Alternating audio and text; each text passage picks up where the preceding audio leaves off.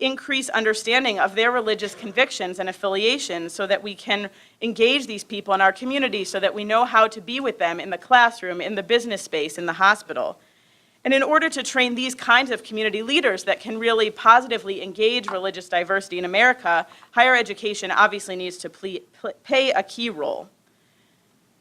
Institutions of higher education in the past have played a key leadership role in many of the social change movements that we've seen. So if you think about multiculturalism, if you think about environmentalism, if you think about feminism, if you think about GLBTQ issues, higher education has been at the forefront of all of these movements. And we at Interfaith Youth Core believe that interfaith cooperation and positive engagement of religious diversity, given the changing demographics of our country and our world and the resurgence of religion, is the next of these movements. And if higher education and universities begin to engage religious diversity with the same ambition, the same resources, the same classroom resources, the same co-curricular resources that they've used to engage these other movements, that there's actually an opportunity to make a lasting impact, not just in the higher education sector, but beyond that. And our goal as an organization is an ambitious one. Our goal is to make interfaith cooperation a social norm within a generation.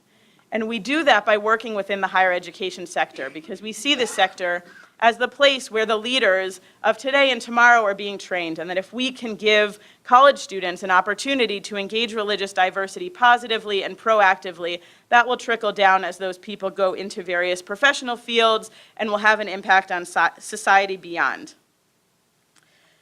One of the things that I have found really interesting recently is some of the research that has come out from AAC&U about the value of cross-cultural skills in professional preparations. Hart Research Associates did some research in 2014 among 400 employers nationally and found that nearly all of them, about 96%, agreed that all college students should have experiences that teach them to solve problems with people whose views are different than their own. 96% of employers think that this is an essential skill for people coming into the workforce to be able to solve problems with people whose views are different than their own. I think this is just incredibly powerful as we think about the role of higher education in really teaching students to engage with those who are different from them. And religion is an essential part of these cross-cultural skills. More than 3/4 of respondents, 78%, also agreed that all college students should gain intercultural skills and an understanding of societies and countries outside the United States. Again, as we think about intercultural skills outside the United States, we're thinking about increasing business with places like India, places like China, places where religion looks really different than it does in the United States.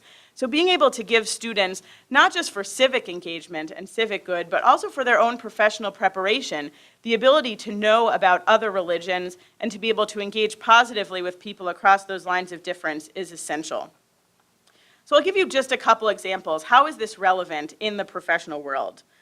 So let's say that you are a manager going into a corporate setting. Might it be useful for you to know that Jewish students who are observant, or Jewish people who are observant, might need to take off up to 13 days a year for religious holidays? If you're in a company with 2 weeks of paid vacation, you've got to know how to accommodate that person. You need to be sensitive to their religious needs and be able to think about how could you accommodate someone when you offer 10 days vacation. They need 13 days just for their Jewish holidays. How might you accommodate them? Or how might you accommodate a Muslim employee who needs to be accommodated during Ramadan to accommodate the fasting hours and being able to break their fast? If you're a doctor, how might you need to know different religious accommodations there as well? So for example, many people in the Sikh community don't shave or cut body hair as a religious practice. I think that might be useful for you to know if you are a doctor and you have a patient who is Sikh. How might you accommodate this in the hospital or in the clinic? So I could go on and on with examples. These are just a few, but religious diversity is something that doesn't just affect those who are interested in the conversation, but is really a competence that is necessary for anyone going into the professional world. So if interfaith cooperation is important to the academy, and if it's important to the leaders that we need in 21st century America, what is the role of historic religions in that project of interfaith cooperation? And there are a lot of divergent opinions on this question, what is the role of historic religion? Should we just think about this in terms of personal religion? I'll kind of briefly summarize some of the approaches to this, as well as how we at IFYC answer this question. And the first approach to this is that of Will Herberg, who largely sees individuals as ambassadors of their formal religious systems. So this is the approach of, I'd say, a more traditional interfaith work, where you see clergy from different communities coming together across lines of difference, representing their faith communities and representing historic religions. On the opposite side of the spectrum, you have the I-focused approach to identity, the personal religion, the kind of stereotypical millennial meaning-making disassociation with formal religion, and just the approach on personal identity and personal meaning-making. IFYC's understanding actually draws on both of these, and we seek in our interfaith movement to draw on the personal religion as well as the historic religion. And we draw largely from the teachings of Wilfred Cantwell Smith, who's an important 20th century religion scholar, who understands faith as the interaction between the person and their tradition. So it's not just about the individual, it's not just about the tradition, but it's about actually where those things intersect. So he says, it is one thing to know, for instance, that in Christian worship there is a cross. In another, it is another to know what the cross means to the Christian who is worshiping. So when we think about the interfaith movement on college campuses and beyond, we're thinking not about people coming to represent their historic traditions, nor are we thinking about people coming to represent just the I, just themselves, but encouraging students to be able to think about what are the values that I draw on from my tradition? How do I make meaning of my tradition? And how do I come into relationship with another? How do we each bring our stories to that? So we're thinking about really the relationship between the person and the tradition. And Cantwell Smith realizes this relationship between the adherent and the tradition and actually calls this faith. And a lot of people ask us, why are we called Interfaith Youth Core? Because we also welcome non-religious. And that's really the answer, that the faith is about how the person and how the tradition interact with each other.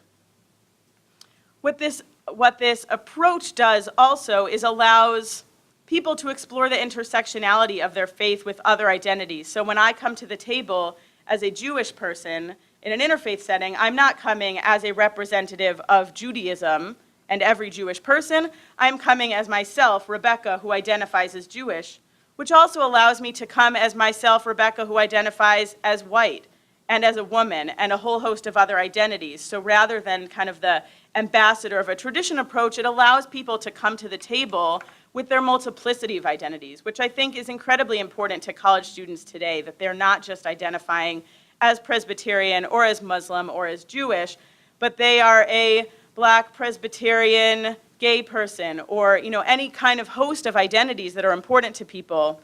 So when we think about bringing people together around interfaith cooperation, we're thinking about both the person and the values and rituals from their tradition that they draw upon. So we've also been asked the question, well then why rely on historic religion at all? Why not just make this about people coming together? Interfaith cooperation can be a bunch of people. We don't need to address what religious background they're coming from or what tradition, and it could just be a space for individuals to come together across lines of difference. I think there are a few really important things that historic traditions bring to the table, and that why we think that they should be engaged proactively. The first one is that it gives people permission to talk about something that matters greatly to them. And this is incredibly important, I think, especially at state universities and non-sectarian universities. And I'll share a brief experience from my own college experience. When I walked into college as a college freshman at Brown University, I went to a diversity program. And that diversity program was a 2-day seminar, really preparing us to think about diversity in the university setting. And we spent 2 days delving into every difficult issue related to diversity. We talked about class, we talked about race, we talked about ethnicity, we talked about gender orientation and sexual orientation. And religion was not mentioned once in this seminar. And as a person for whom my religious identity as a Jewish person is probably the most, if not one of the most salient parts of my identity, I felt totally alienated. I felt like I was in this seminar about diversity that was completely ignoring the one thing that is probably most important to me and that influences my understanding of diversity and that is not part of the mainstream religion in America. So that's just one story to highlight how valuable it is for the university to engage historic religions, because for many students, it is something that matters to them greatly. Obviously, for many students, it isn't, but to give people who affiliate with these historic religions the space and the opportunity to engage that and to talk about what that is and how it's important to them can be incredibly important. The second reason I think engagement of historic religions is important is because many of the things for folks who identify as spiritual but not religious, or who identify as secular in some way, many of the things that are important to them actually come from traditions, whether those are religious traditions or secular traditions. And I don't think that's to be lost. So many, as the Jacobsons alluded this morning, many people who identify as non-religious are in fact drawing upon a history of Protestant affiliation or other affiliation, and creating space for them to actually process that and think about that is really important. One of the things that Ibu, our founder and president, told me recently was that he has heard so many people who are former Catholics talk about how inspired they are by Pope Francis, but they don't think about that as Catholic. You know, so it's kind of humorous, right? That, you know, you can think about those things as compartmentalized. So to actually give people a space to think about how the values they're drawing from might come from a religious or a historic religious tradition, or from a historic secular tradition, creates a more grounded and a more authentic way of engaging, rather than kind of making up the fact, you know, assuming that I'm making meaning out of nowhere, to actually dig deep. Where am I making meaning from? What secular traditions am I drawing upon? What religious traditions am I drawing upon?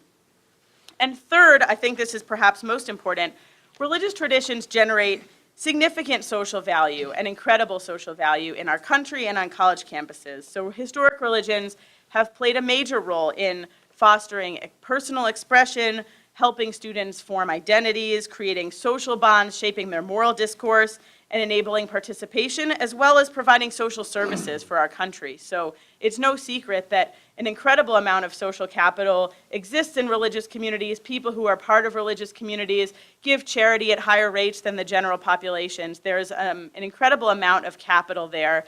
And for the interfaith movement, that's incredibly important. So we at IFYC welcome in people who are religious and non-religious, who affiliate with historic traditions, who don't affiliate, but capitalizing upon the bonds and the social capital, as well as the intellectual tradition of those historic communities, is incredibly important to us as an organization, and incredibly important to the interfaith movement.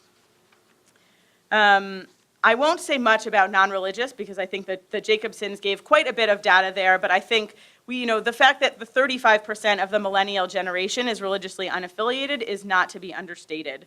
And this is really the difference, I think, in what IFYC is trying to do, beyond sort of an old school interfaith model of religious people coming together around a table to talk about what's different in their religions or what's similar in their religions. But in order to make interfaith cooperation a social norm, and if we're thinking about this really as a civic responsibility and as a professional responsibility, that needs to involve every person at the table, whether they're a non-religious student or whether they're an evangelical Christian, because without those populations, it's not going to be a social norm. Maybe we're engaging 50% of the population. So we really encourage involvement of all students, regardless of their own religious affiliation, to be part of the conversation. One of the methodologies that we use in doing this is encouraging students to formulate their own theology or ethic of interfaith cooperation. And we intentionally use both words there to be inclusive of religious and non-religious language. But we encourage students to really develop a coherent story of what it is that inspires them from their own tradition to pursue interfaith cooperation. So we encourage them to dig into their tradition and think about who are the role models, what are the historic moments, what are the stories in our scripture, what are the symbols, what are the texts from my tradition that inspire me to interact with the other in a positive way and to pursue interfaith cooperation. And all of our traditions have components in them that probably lean away from interfaith cooperation, and all of them have components that lead towards interfaith cooperation. And what we encourage students to do in that process is to really engage in that intellectual wrestling and to be able to pull out and share that story with others of what it is from their own historic tradition or other tradition that inspires them to engage in interfaith cooperation and that inspires them to be part of the interfaith movement. This can also apply on an institutional level. So what we've seen a lot of universities do that are church affiliated in a really successful way is to also be able to grapple with that question as an institution. So what does it mean for D&E as a Presbyterian college to engage in interfaith cooperation and to proactively engage this? What does it mean for a Catholic university to proactively engage this? We've seen a number of campuses around the country do this in a really authentic and meaningful way that resonates with their own mission. And one example of that among many is Concordia College, a Lutheran college in Minnesota. And they spent a lot of time engaging, what does it mean for us as a Lutheran college to engage in interfaith cooperation, and actually wrote out a statement tying the identity of their institution to the value of interfaith cooperation, and were able to express why engaging in interfaith is not something they do despite being a Lutheran college, which is, I think, how many people often think about this. It's not something that is a threat to their Lutheran identity, but actually it's something that emerges very much from their identity as an interfaith, as a Lutheran institution, and something that very much ties to their mission and stems from their mission. So we have seen around the country a number of examples of colleges and universities doing this really well, whether those are students or staff or faculty, and embedding it in different ways. And I'll look forward to sharing more examples with you perhaps during the Q&A or during the breaks. Thank you.